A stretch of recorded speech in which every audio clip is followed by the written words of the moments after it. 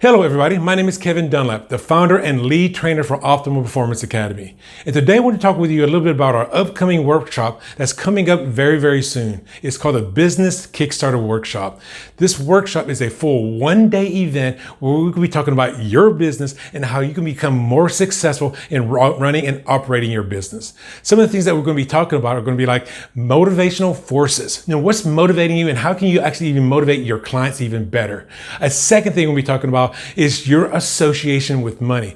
Do you realize that most people have a negative association with money, even though they're trying to make more money? And that disconnect will cause them to actually hurt their own business. The third thing we're going to be talking about are your limiting beliefs. What's holding you back? What's keeping you from doing what you've been wanting to do? And what's causing you not to actually go and get those things that you've been wanting to get? What is limiting you from moving forward? Another thing is, who is on your power team? How are you going to build your teams that you've got this big group of people all in support of helping you achieve more in your business?